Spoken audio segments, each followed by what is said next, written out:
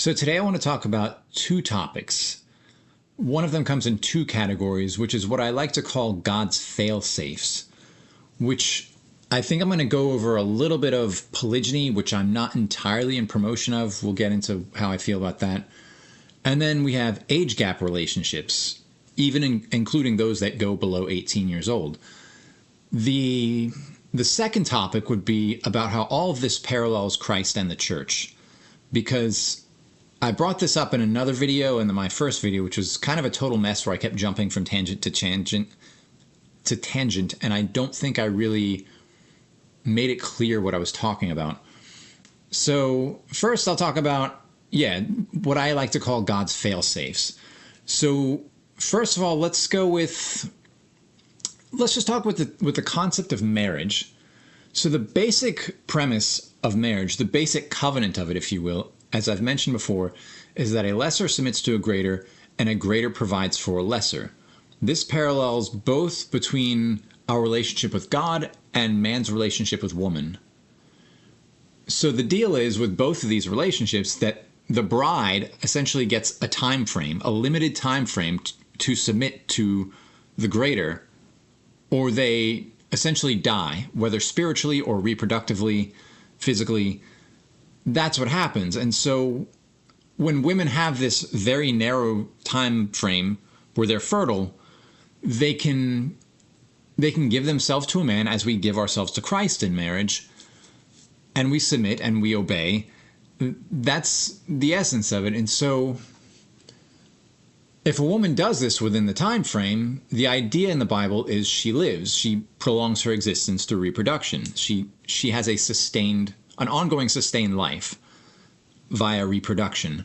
Spiritually, we do this with Christ, where we're attaining eternal life through marriage to Him. But in both forms of marriage, we are joining ourselves lesser to greater, where the lesser joins themselves to the greater for sustained life. But you have a limited time frame, and when that time clock runs up, the greater, or the husband bridegroom, will eventually tell you, "Depart from me, I never knew you." Eventually they stop wanting that relationship if you haven't submitted to it soon enough. This is the parallel that seems very obvious to me when you look at men and women, is women have this very limited biological clock with their fertility, much like we have our biological clock with death in this physical world.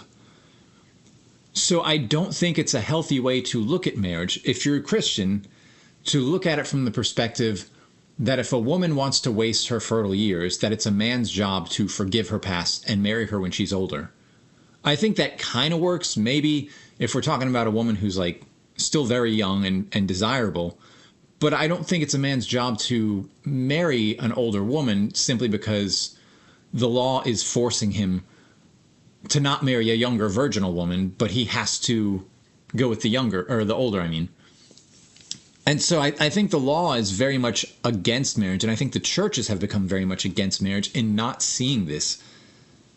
Because rather than allowing God's fail-safe to resolve and take its course, instead of just letting a woman experience the consequence of, delaying marriage or living a promiscuous youth, what she naturally would end up is just experiencing, physical non-reproductive death. Think about Rachel saying, "Put a baby in me or I will die." Like, think of all the laws in the Old Covenant.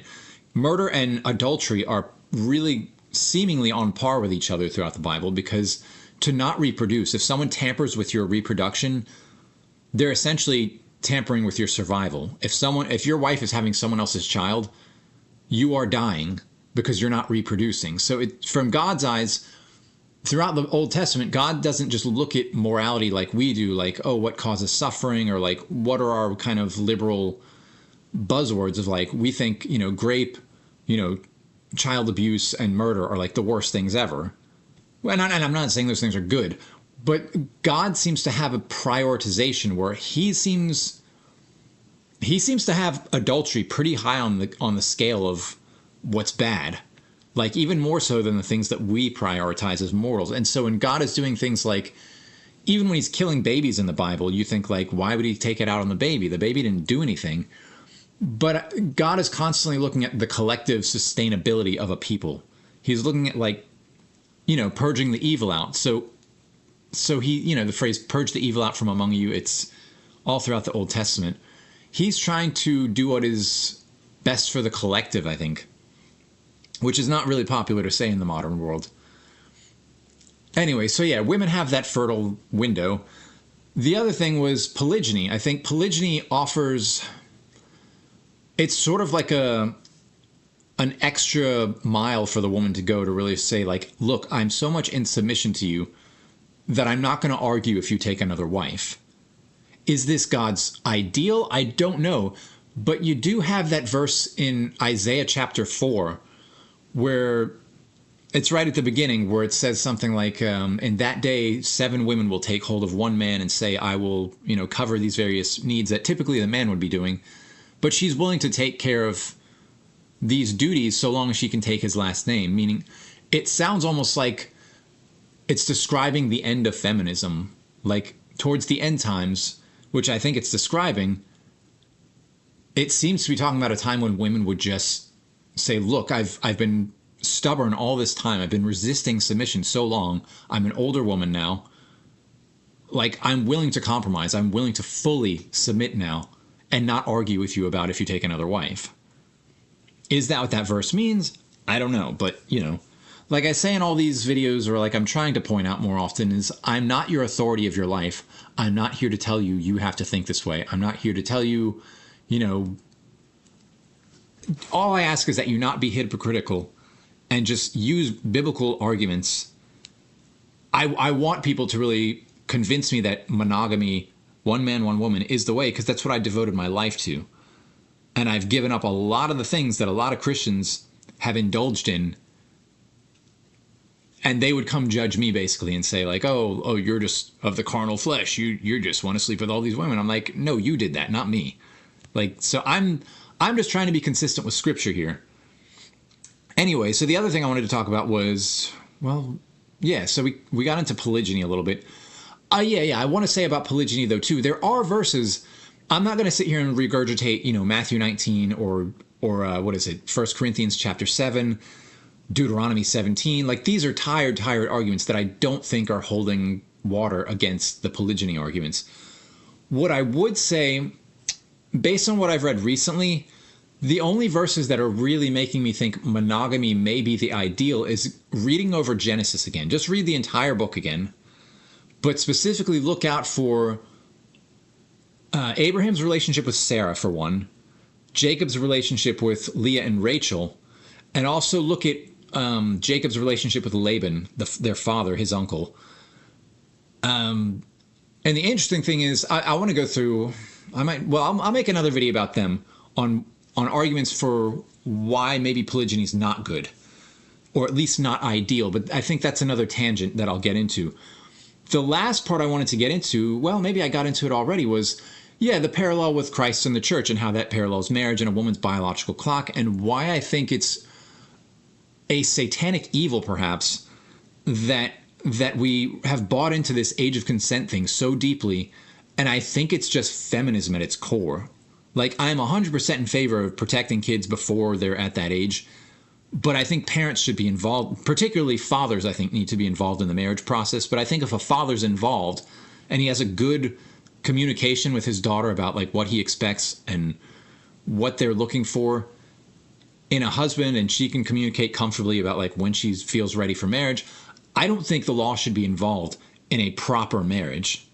Those age of consent laws are great, if you're talking about the fornication world. But if you're talking about marriage, I don't think Christians should be conflating their secular environment with their personal beliefs, with our collective beliefs in the church. I really think if someone's old enough to biologically engage in sex, they can get married.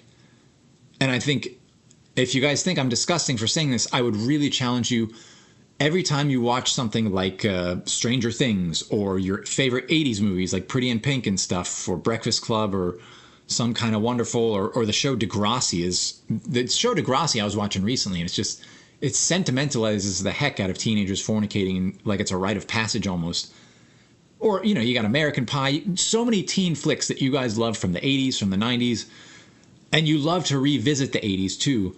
And you love Twilight and how he's 17 forever and can just bang teenagers forever. And I'm just like, you guys seem obsessed, incredibly obsessed with teenagers having sex for a population of people who thinks that these are children who can't consent.